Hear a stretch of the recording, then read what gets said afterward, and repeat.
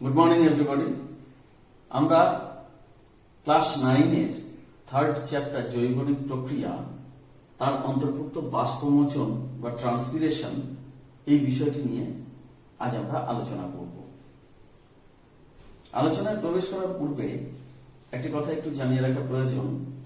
আমাদের এই উদ্যোগটি একটি এক্সপেরিমেন্টাল প্রজেক্ট। আমরা যে বিষয়গুলো নিয়ে আলোচনা করছি এখানে যদি কোথাও তথ্যের অসঙ্গতি কিছু নজরে পড়ে তাহলে আমি সাজেস্ট করব যে প্রামাণ্য টেক্সট বই দেখে সেই অসঙ্গতিকে দূর করার অথবা কোনো এক্সপার্ট টিচারের সাথে পরামর্শ করে সেই সমস্ত অসঙ্গতিগুলিকে সংশোধন করে নেওয়ার অনুরোধ জানাবো। আমরা এবার সরাসরি আলোচনায় প্রবেশ করব। বাষ্পমোচন উদ্ভিদে দেহে হয়ে থাকে। এটি কাকে বলে না, যে শারীরবৃত্তীয় প্রক্রিয়ায় উদ্ভিদ তার শোষিত অতিরিক্ত জল বাষ্প আকারে পরিবেশে মোচন করে তাকে বলা হয় বাষ্পমোচন। এখানে আমরা কয়েকটি কথা পেলাম। প্রথম কথা হচ্ছে বাষ্পমোচন একটি শারীরবৃত্তীয় প্রক্রিয়া বা জৈবনিক প্রক্রিয়া। মূলরোম দ্বারা উদ্ভিদ জল শোষণ করে, সেই জল ক্রমান্বয়ে তারা শোষণ করেই চলে। তার সম্পূর্ণ অংশটি নিজেদের শারীরবৃত্তীয় প্রক্রিয়া তারা কাজে লাগাতে পারে না। অতিরিক্ত অংশ যেটি রয়েছে সেটি তার বায়ব অংশ অর্থাৎ মাটির উপরে থাকা যে বিটপ অংশ কাণ্ড পাতা ইত্যাদির মাধ্যমে পরিবেশে মোচন করে। এই বিষয়গুলিকে আমরা জানতে পারলাম। তাহলে যে শারীরবৃত্তীয় প্রক্রিয়ায় উদ্ভিদ তার মূলরোম দ্বারা শোষিত অতিরিক্ত জল বাষ্প আকারে বায়ব অংশের মাধ্যমে পরিবেশে পরিত্যাগ করে দেহকে সুস্থ ও স্বাভাবিক রাখে তাকে বলা হয় বাষ্পমোচন। এই বাষ্পমোচন বলার সাথে সাথে আরেকটি শব্দ আমাদের যেটা জানতে হবে সেটি হচ্ছে বাষ্পীভবন। এই বাষ্পীভবনটা কি না, পরিবেশের জল সারা দিন রাত সবসময়ই কিছু না কিছু সেটি বাষ্প আকারে উদ্ভিদের বায়ুমণ্ডলে পৌঁছে যাচ্ছে। এই যে প্রক্রিয়াটা সেটা ভৌত প্রক্রিয়া এবং তাকে বলা হচ্ছে বাষ্পীভবন। এখন বাষ্পীভবন আর বাষ্পমোচন এদের মধ্যে পার্থক্য কি কি? বাষ্পীমোচন এবং বাষ্পমোচন এবং বাষ্পীভবনের পার্থক্য। প্রথম পার্থক্য যেটা এটি হচ্ছে ভৌত প্রক্রিয়া, বাষ্পমোচন হচ্ছে শারীরবৃত্তীয় প্রক্রিয়া।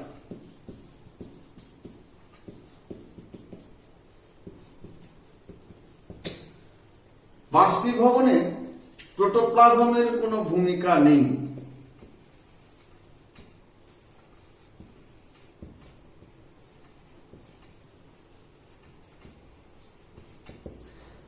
বাষ্পমোচন যেটা রয়েছে এটি হচ্ছে প্রোটোপ্লাজম নিয়ন্ত্রিত পদ্ধতি।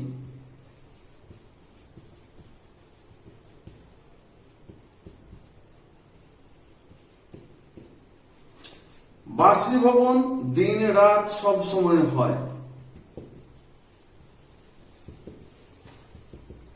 বাষ্পমোচন কেবলমাত্র দিনের বেলায় হয়। এছাড়া পরিবেশের উষ্ণতা, বায়ুর আর্দ্রতা ইত্যাদির একটি সরাসরি সম্পর্ক রয়েছে বাষ্পীভবন প্রক্রিয়ার সাথে। আর বাষ্পমোচন প্রক্রিয়ায় এগুলি পার্শিয়ালি ইম্পর্টেন্ট, অর্থাৎ কিছু অংশে এটি বাষ্পমোচনের ক্ষেত্রে প্রভাব বিস্তার করে, সম্পূর্ণ বিষয়টি তাদের দ্বারা নিয়ন্ত্রিত হয় না। তাহলে বাষ্পীভবন হচ্ছে ভৌত প্রক্রিয়া, বাষ্পমোচন হচ্ছে শারীরবৃত্তীয় প্রক্রিয়া। এখন একটা ছোট এক্সপেরিমেন্ট করলে পর আমরা বাষ্পমোচন বিষয়টি সম্বন্ধে একটা পরিষ্কার ধারণা আমাদের হবে। বাষ্পমোচন প্রক্রিয়াটি সম্বন্ধে একটি পরিষ্কার ধারণা পেতে গেলে আমাদের একটি ছোট এক্সপেরিমেন্ট আমরা করে নিতে পারি। এই এক্সপেরিমেন্টটা হচ্ছে এরকম যে টবে একটি ছোট চারা গাছকে, সজীব চারা গাছ একটি নিতে হবে। টবে একটি সতেজ ছোট চারা গাছ আমরা নিলাম।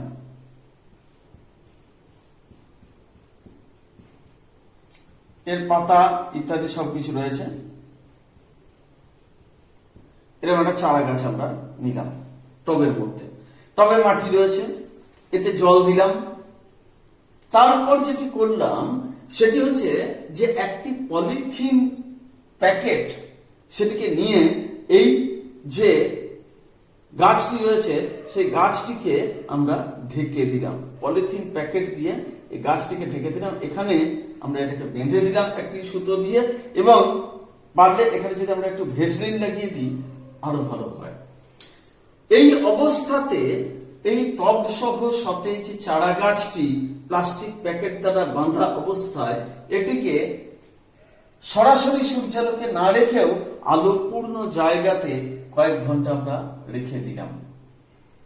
তারপর বাঁধন খুলে প্যাকেটটাকে যখন বাইরে বের করে নিয়ে এলাম, ভিতরে দেখা যাচ্ছে যে বিন্দু বিন্দু জলকণা রয়েছে। প্রশ্ন হচ্ছে এই জল এলো কোথা থেকে? তার কারণ হচ্ছে যে মাটি থেকে জল গিয়ে সরাসরি প্যাকেটে ঢুকতে পারবে না, যেহেতু এখানে বাঁধা রয়েছে বাতাসের জলীয় বাষ্প ভেতরে প্রবেশ করতে পারছে না। সুতরাং এটি প্রমাণিত যে উদ্ভিদের যে অংশ এখানে রয়েছে পাতা কাণ্ড ইত্যাদি এখান থেকেই জলটি নির্গত হয়েছে। সারাক্ষণই জল নির্গত হচ্ছে কিন্তু আমরা দেখতে পাচ্ছি না। তাহলে বাষ্প আকারে নির্গত হয়ে এটি প্লাস্টিক প্যাকেটের ঠান্ডা গাত্রের সংস্পর্শে এসে জলকণাতে পরিণত হয়েছে। এটি হচ্ছে বাষ্পমোচন। একেই বলা হচ্ছে বাষ্পমোচন। এখন এই বাষ্পমোচনের কতগুলো ভাগ রয়েছে। কিরকম ভাগ? না, প্রথম ভাগ যেটি সেটি হচ্ছে পত্ররন্ধ্রীয় বাষ্পমোচন। পত্ররন্ধ্রীয় বাষ্পমোচন অর্থাৎ পত্ররন্ধ্রের মাধ্যমে বাষ্পমোচন সম্পন্ন হয়ে থাকে। সেটি কিরকম? না, আমরা জানি যে দ্বিবীজপত্রী পাতায় নিম্নতকে পত্ররন্ধ্র উপস্থিত, একবীজপত্রী পাতার উভয় ত্বকেই পত্ররন্ধ্র উপস্থিত। দ্বিবীজপত্রী পাতার উপরের ত্বক যেটি রয়েছে সেটি কি দিয়ে গঠিত হয়েছে? না, একসারি পিঁপে আকারের প্যারেনকাইমা কলার কোষ দ্বারা এটি গঠিত হয়েছে। এর সাথে সংযুক্ত থাকছে কি? পারপেন্ডিকুলারলি সমকোণে বিন্যস্ত রয়েছে প্যালিসেড প্যারেনকাইমার কোষগুলি। এগুলি লম্বভাবে এর সাথে বিন্যস্ত অবস্থাতে রয়েছে। কারো কারো ক্ষেত্রে একটি স্তরে, কারো কারো ক্ষেত্রে দুটি স্তরে, তিনটি স্তরে এটি সংলগ্ন হয়ে থাকে। তার নিচে আমরা কি দেখতে পাচ্ছি? না, দেখতে পাচ্ছি আমরা যে এখানে কি রয়েছে? না, এখানে নালিকা বান্ডিল অবস্থান করছে। এই নালিকা বান্ডিল কে বেষ্টন করে এখানে কি থাকছে? না, স্পঞ্জি প্যারেনকাইমা কলার কোষগুলি এখানে অবস্থান করে থাকে। স্পঞ্জি প্যারেনকাইমা কলার কোষ এখানে অবস্থান করছে। স্পঞ্জি প্যারেনকাইমা কলার কোষগুলি হচ্ছে গোলাকার বা ডিম্বাকার। সেগুলি শিথিল ভাবে সজ্জিত থাকে। সেগুলি শিথিল ভাবে এখানে সজ্জিত থাকছে। এই সমস্ত প্যারেনকাইমা কলার কোষগুলি শিথিল ভাবে সজ্জিত থাকে এবং তার মাঝে অনেক বায়ু গহ্বর অবস্থান করে। এইগুলিকে বলা হচ্ছে স্পঞ্জি প্যারেনকাইমা কলার কোষ। নিচের ত্বক থাকে। নিচের ত্বক ঠিক একই ভাবে দেখা যাচ্ছে যে পিঁপে আকৃতির কতগুলো কোষ নিয়ে গঠিত হয়েছে, যারা ঘন সন্নিবিষ্ট ভাবে এখানে অবস্থান করছে। এবং সেখানে গিয়ে আমরা দেখতে পাচ্ছি যে এক প্রকারের অর্ধচন্দ্রাকৃতি কোষ এখানে রয়েছে, যে কোষগুলিকে বলা হচ্ছে রক্ষী কোষ। এর পাশে আবার দেখা যাচ্ছে এরকম কোষগুলি রয়েছে। তাহলে এই হচ্ছে ঊর্ধ্বত্বক, এই হচ্ছে নিম্নত্বক। মাঝের সম্পূর্ণ যে অংশটি রয়েছে সেটাকে বলবো আমরা মেসোফিল কলা। এই মেসোফিল কলা প্যালিসেড প্যারেনকাইমা এবং স্পঞ্জি প্যারেনকাইমা দ্বারা গঠিত হয়েছে। নিম্নত্বকের মাঝে মাঝে কতগুলো ছিদ্র দেখা যাচ্ছে, যাদের বলা হয় পত্ররন্ধ্র। পত্ররন্ধ্রকে বেষ্টন করে দুটি অর্ধচন্দ্রাকৃতি কোষ রয়েছে, তাদের বলা হয় রক্ষী কোষ বা প্রহরী কোষ, ইংরেজিতে বলে গার্ড সেল। এই রক্ষী কোষের ঠিক ভেতরের দিকে যে অঞ্চলটি রয়েছে একে বলা হচ্ছে সাবস্টোমাটাল চেম্বার। সাবস্টোমাটাল চেম্বার বলা হচ্ছে একে, অর্থাৎ উপপত্ররন্ধ্রীয় প্রকোষ্ঠ। উপপত্ররন্ধ্রীয় প্রকোষ্ঠ এখানে আমরা দেখতে পাই। এই যে অর্ধচন্দ্রাকার দুটি কোষ রয়েছে, রক্ষী কোষ, এই রক্ষী কোষের এই ভেতরের গাত্রের যে প্রাচীর সেটি হচ্ছে অপেক্ষাকৃত পুরু কোষ প্রাচীর দিয়ে এটি গঠিত হয়েছে। বাইরের দিকেটা হচ্ছে পাতলা কোষ প্রাচীর। এর মধ্যে নিউক্লিয়াস থাকবে একটি করে, প্রোটিন দানা থাকে, আর ক্লোরোপ্লাস্টিড দিয়ে এগুলি পূর্ণ থাকে। দিনের বেলা দেখা যাচ্ছে যে পার্শ্ববর্তী যে সমস্ত কোষগুলো রয়েছে যাদের বলা হচ্ছে সম্পূরক কোষ, এই সম্পূরক কোষগুলো থেকে এর মধ্যে জল প্রবেশ করে, ফলে রক্ষী কোষ দুটি রসস্ফীত হয়ে পড়ে। রসস্ফীত হয়ে পড়লে পরে সেগুলি কি হবে না প্রসারিত হচ্ছে এবং মাঝের যে পত্ররন্ধ্র সেটি উন্মুক্ত হয়ে পড়ছে।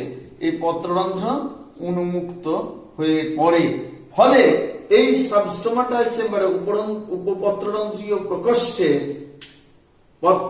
জাইলেম কণার শেষে এসে যে জল সেটি বাষ্প আকারে সঞ্চিত থাকে এবং সেখান থেকে জলীয় বাষ্প আকারে এটি নির্গত হয়ে যায়।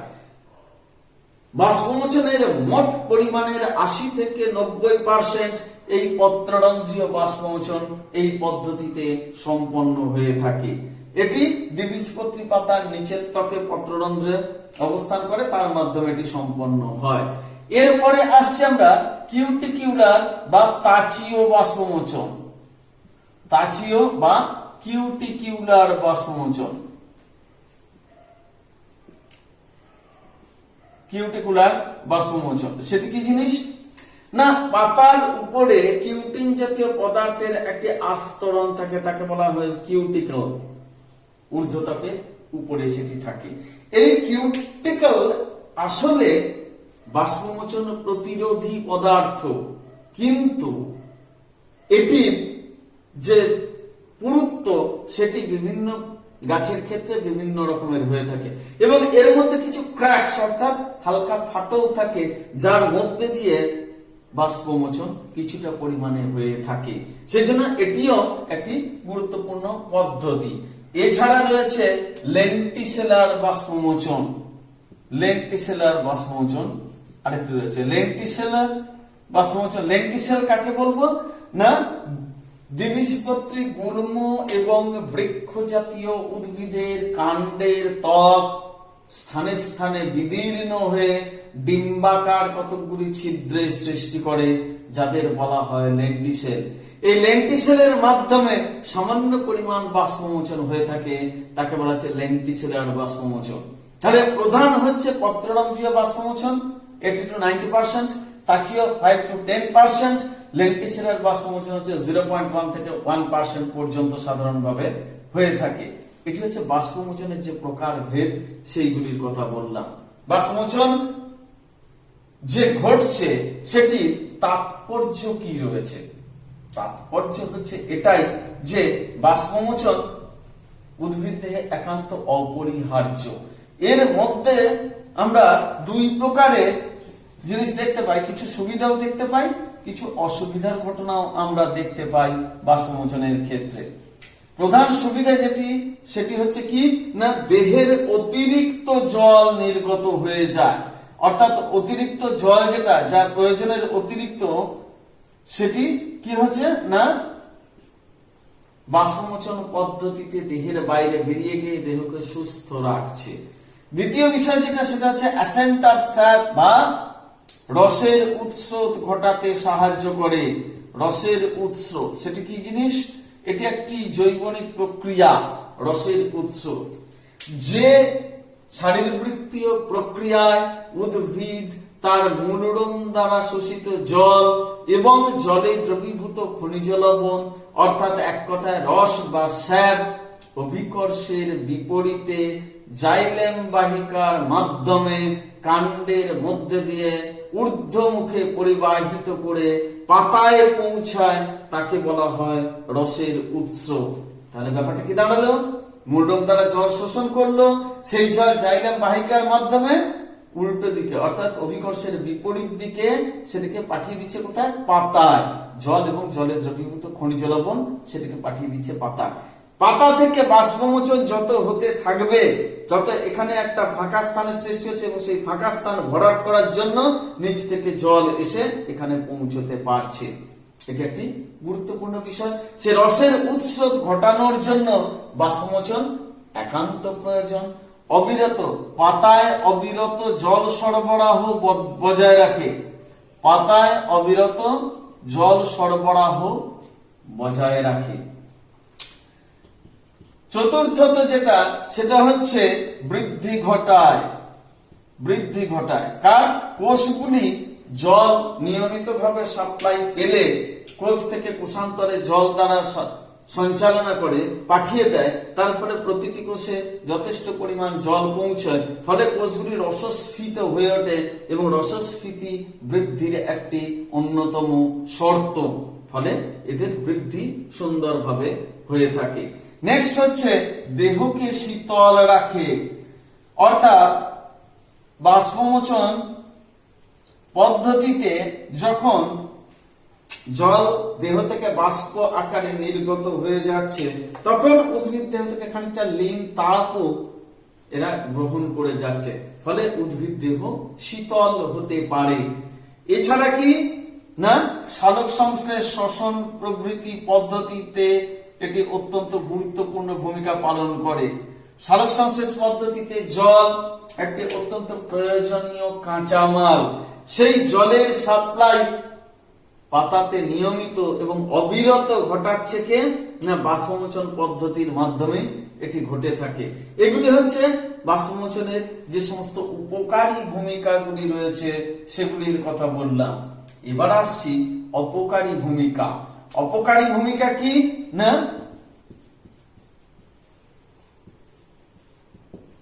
অপকারী ভূমিকা কি রয়েছে?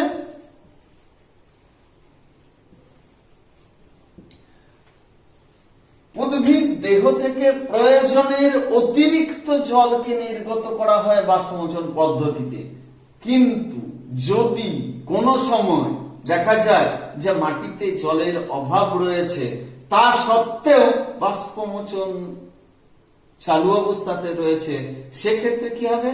উদ্ভিদের প্রয়োজনীয় জলও বাষ্প আকারে নির্গত হয়ে যায়, ফলে উদ্ভিদ দেহে জলের অভাব দেখা দেয় এবং সেই জলের অভাবের ফলে কি হচ্ছে না, কোষগুলিতে জলের অভাব দেখা দেয়, ফলে উদ্ভিদ নুয়ে পড়ে। এটাকে বলা হচ্ছে উইল্টিং বা অবনমন ঘটে। প্রয়োজনীয় জল যদি দেহ থেকে নির্গত হয়ে যায় তাকে বলা হয় অবনমন বা উইল্টিং। কখনো কখনো দেখা যায় যে অতিরিক্ত অবনমনের ফলে উদ্ভিদ মারাও যাচ্ছে।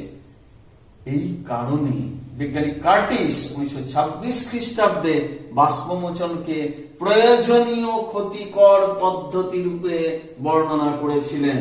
প্রয়োজনীয় ক্ষতিকর পদ্ধতি রূপে বর্ণনা করেছিলেন। বাষ্পমোচন অত্যন্ত প্রয়োজনীয় সেটা আমরা বুঝতে পারলাম। একই সাথে অতিরিক্ত বাষ্পমোচন উদ্ভিদ দেহে ক্ষতিকর প্রভাব বিস্তার করে, উদ্ভিদের মৃত্যু পর্যন্ত ঘটাতে পারে। সেই জন্য বাষ্পমোচনকে প্রয়োজনীয় ক্ষতিকর পদ্ধতি হিসেবে তিনি বর্ণনা করেছিলেন। অতিরিক্ত বাষ্পমোচন হলে পর দেখা যাচ্ছে যে পর্ণমোচী উদ্ভিদের পাতা নির্দিষ্ট সময়ের পূর্বেই ঝরে পড়ে, তাদের বৃদ্ধি ব্যাহত হয় ইত্যাদি অনেক কিছু ঘটনাই এদের অপকারিতা যেগুলি রয়েছে তার মধ্যে পড়ছে। নেক্সট আমি যেটা আসবো সেটি হচ্ছে বাষ্পমোচনের উপর প্রভাব বিস্তারকারী বিভিন্ন শর্ত যেগুলি রয়েছে সেগুলির সম্বন্ধে আমরা আলোচনা করব। বাষ্পমোচনের ক্ষেত্রে প্রভাব বিস্তারকারী যে সমস্ত শর্তগুলি, তাদের দুটি ভাগে প্রধানত ভাগ করা যায়। একটি হচ্ছে বাহ্যিক শর্ত, আরেকটি হচ্ছে অভ্যন্তরীণ শর্ত। বাহ্যিক শর্ত বলতে কি বলবো আমরা? বাহ্যিক শর্ত বলতে আমরা বলবো যে পরিবেশের উষ্ণতা, এটি অত্যন্ত গুরুত্বপূর্ণ একটি শর্ত। উষ্ণতা যদি বৃদ্ধি পায়, স্বাভাবিকভাবে পরিবেশ হয়ে পড়ে শুষ্ক, তখন বাষ্পমোচনের হার বেড়ে যায়। পরিবেশ যদি ঠান্ডা থাকে তাহলে বাষ্পমোচনের হার কমে যায়। দ্বিতীয় বিষয় যেটা, সেটি হচ্ছে আর্দ্রতা, পরিবেশের আর্দ্রতা, বায়ুমণ্ডলের আর্দ্রতা। বাতাসে ভিজে ভাব যদি বেশি থাকে তাহলে দেখা যায় যে বাষ্পমোচনের হার কমে যায়। বায়ুমণ্ডল শুষ্ক হলে অর্থাৎ আর্দ্রতা কম হলে বাষ্পমোচনের হার বেড়ে যায়, এটি দেখতে পাওয়া যায়। এরপর সেটি হচ্ছে কার্বন ডাই অক্সাইডের ঘনত্ব। কার্বন ডাই অক্সাইডের ঘনত্ব, কার্বন ডাই অক্সাইডের ঘনত্বের উপর নির্ভর করে এই পত্ররন্ধ্রের উন্মোচন প্রক্রিয়াটি নির্ধারিত হয়ে থাকে। যদি বাতাসে কার্বন ডাই অক্সাইড নাই থাকে, কার্বন ডাই অক্সাইড মুক্ত পরিবেশে দেখা যায় পত্ররন্ধ্র সবসময় উন্মোচিত অবস্থায় রয়েছে, দিন রাত সবসময়। স্বাভাবিক অবস্থাতে দিনের বেলাতে পত্ররন্ধ্র উন্মোচিত, রাত্রিবেলাতে পত্ররন্ধ্র বন্ধ হয়ে থাকে। বলা হয় যে দিনের বেলাতে সালোক সংশ্লেষ প্রক্রিয়া চালু থাকে, সেই জন্য এই যে রক্ষী কোষ দুটি, সেখানে কার্বন ডাই অক্সাইড থাকতে পারে না, সেটি সালোক সংশ্লেষ প্রক্রিয়ায় ব্যবহৃত হয়ে যায়। ফলে কোষগুলিতে কার্বন ডাই অক্সাইডের ঘনত্ব কমে যায় এবং সেগুলি উন্মুক্ত হয়।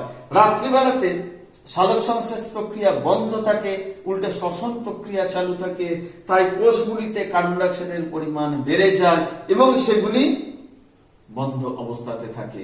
যদি কার্বন ডাই অক্সাইডের পরিমাণ পরিবেশে বেড়ে যায় তাহলে পত্ররন্ধ্র আদৌ উন্মোচিত হবে না। সুতরাং কার্বন ডাই অক্সাইডের ঘনত্ব একটি গুরুত্বপূর্ণ বিষয় এক্ষেত্রে রয়েছে। নেক্সট হচ্ছে আলো। আলো প্রত্যক্ষভাবে বাষ্পমোচনে প্রভাব বিস্তার করে না, কিন্তু এই আলোর প্রভাবে যেটা হয়, পরিবেশের উষ্ণতা বেড়ে যায়, আর্দ্রতা কমে যায়, এই দুটিও যেমন হয়, তেমনি আলোর প্রভাবে সালোক সংশ্লেষ প্রক্রিয়াটি সংঘটিত হয় এবং তখন কি হয় না, কোষের কার্বন ডাই অক্সাইডের ঘনত্ব কমে যায়, ফলে পত্ররন্ধ্র উন্মোচিত হয়। অন্ধকারে সালোক সংশ্লেষ প্রক্রিয়া সংঘটিত হয় না, তখন পত্ররন্ধ্র বন্ধ অবস্থাতে থাকে। একই সাথে রাত্রিবেলা অন্ধকারে পরিবেশের উষ্ণতাও খানিকটা কমে যায়, সুতরাং তার একটা এফেক্ট এক্ষেত্রে পড়ে থাকে। এগুলি হচ্ছে বিভিন্ন ধরনের যে শর্ত রয়েছে সেগুলি। এছাড়াও রয়েছে যেটা, সেটি কি না, পাতার আভ্যন্তরীণ গঠন। পাতার অন্তর্গঠন একটি গুরুত্বপূর্ণ বিষয় হয়ে থাকে। পাতার অন্তর্গঠন বলতে কিরকম না, এই যে স্ট্রাকচারটা রয়েছে, এই পত্ররন্ধ্র যদি ভেতরে অর্ধনিমজ্জিত পত্ররন্ধ্র থাকে তাহলে বাষ্পমোচনের হার কমে যাবে। এই পত্ররন্ধ্র যদি কিউটিকল, মোম, রোম ইত্যাদির দ্বারা আচ্ছাদিত থাকে তাহলে বাষ্পমোচন কম হবে। পত্ররন্ধ্র যদি সম্পূর্ণভাবে উন্মোচিত না হয় বাষ্পমোচন কম হবে। বিভিন্ন প্রজাতির পাতার ক্ষেত্রে দেখা যায় এই পত্ররন্ধ্রের আকার এবং তার সংখ্যা বিভিন্ন রকমের হয়ে থাকে। কোন কোন উদ্ভিদের ক্ষেত্রে এটা সংখ্যা স্বাভাবিক থাকে, কোন কোন উদ্ভিদের ক্ষেত্রে এটির সংখ্যা অনেক কম থাকে। জাঙ্গলা উদ্ভিদ, জেরোফাইটিক প্ল্যান্টস, অর্থাৎ ঊষর অঞ্চলে, ঊষর পরিবেশে জন্মানো যে সমস্ত উদ্ভিদ রয়েছে, যেখানে মাটিতে জলের স্বাভাবিক পরিমাণ অনেক কম থাকে, সেখানে বাষ্পমোচন কম করার জন্য বিভিন্ন ধরনের শারীরিক পরিবর্তন উদ্ভিদ দেহে দেখতে পাওয়া যায়। পাতাগুলি সূচের মতো আকার ধারণ করে, যেমন পাইন গাছের ক্ষেত্রে। পাতা কাঁটায় রূপান্তরিত হয়ে যায় ফণিমনসার ক্ষেত্রে। কারো কারো দেখা যায় যে পুরু আস্তরণ থেকে যাচ্ছে মোম বা কিউটিকলের।